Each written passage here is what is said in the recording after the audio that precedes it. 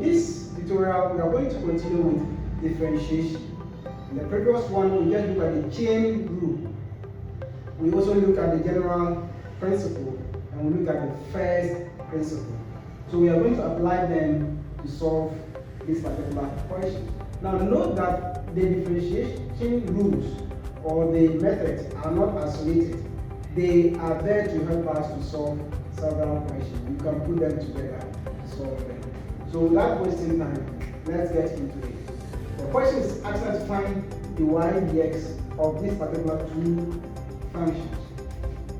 So the first function given to us is y equal to the root of 4x minus 3. Now, the question is given like this. You have to bring your mind back to indices, right? When I have the root of 2, this is the same as 2x minus 1 over 2. And that is why they say that when you take the square of this, it goes to what? 2. Which means when I take the square of this, these two cancel this, and that gives you a 2. So if you have the square root of 2, then you have 1 over 2. If it is cube root of 3, cube root is the same as 3x minus 1 over 3. Okay, so this is the dynamics in that sense. Hence, in our question, we can rewrite the whole function as 4x minus 3 all x minus 1 over 2. And now you can apply the chain rule using the general principle to be able to solve for this. There are two ways. You either use the substitution method or you go ahead and just use the implicit rule to do it. So to find the y, the x, we differentiate the whole function with respect to x and multiply by the differential of what is inside the bracket. So to differentiate the whole function, we apply the general rule, which says that if I have y is equal to x exponent n, then the y, the x, must be equal to n, so you multiply the numerator or the exponent by the function, and then you subtract 1 from the exponent. So you have it this way. We are going to apply the same thing here. So you have 1 over 2 multiplied by the function minus 1 times the differential of what is inside the bracket. So we have 4 as 1 times 4. The power here is 1. So therefore multiply 1 by it. Then you subtract 1 from here. And this is minus 0. The differential of a constant is 0. You can watch my previous video of why it is 0. Okay? This is equal to 1 over 2 in the bracket 4x minus 3. 1 over 2 minus 1 is negative 1 over 2. Multiplying by 4x exponent 0, because 1 minus 1 is 0. Any number before 0 gives you 1. The explanation is also in the previous video. So therefore I have 1 over 2 4x minus 1 over 2 times 4, because x in power 0 is 1. Now we have this. 1 over 2 times 4 is going to be 2. Still multiplied by x. Like that, right? Now, this is where the laws of indices come to play in again. If I have negative, so let's say 2 1 over 2, it means I can rewrite it as 1 over 2 is the half. Okay? This is also the same as 1 over 2. So we take the negative to become like a fraction. So I have 2 multiply this. 1 over 4x minus what? 3, all is with 1 over 2. So the negative has affected to become a fraction. Hence, 2 times 1 is giving me 2 all over 4x minus 3. Now remember, there's a square root here.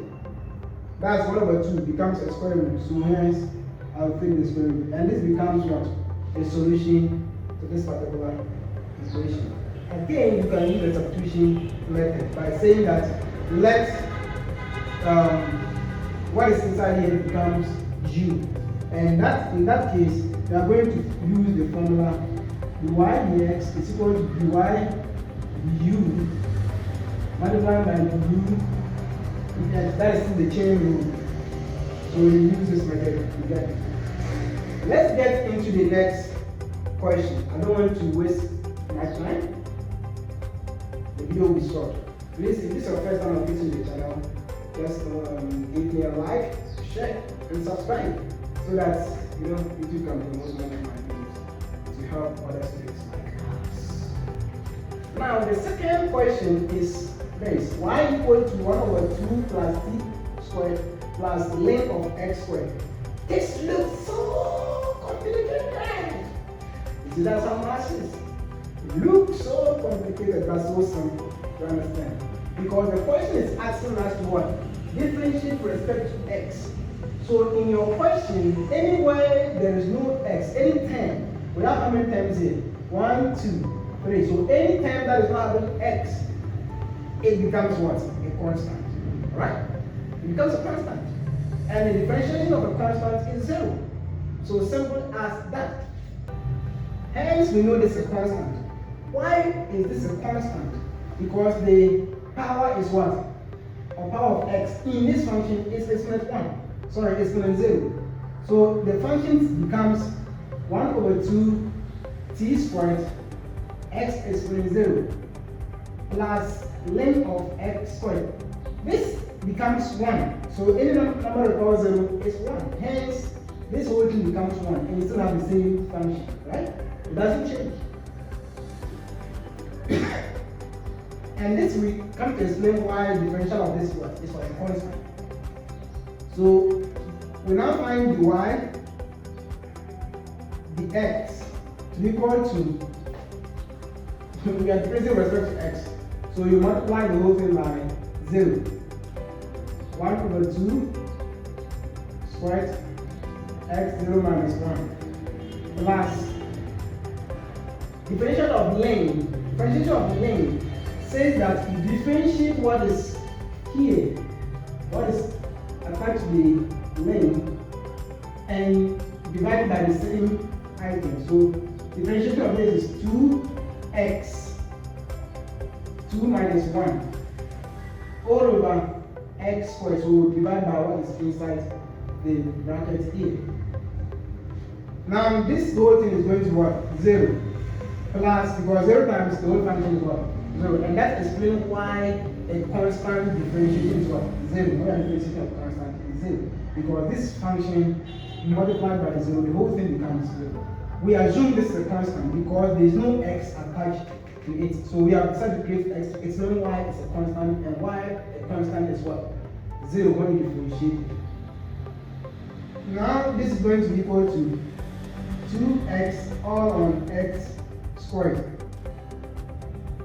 x1 will cancel another x here, giving 2 over what? X.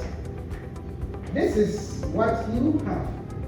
You can rewrite this as 2x exponent negative 1 because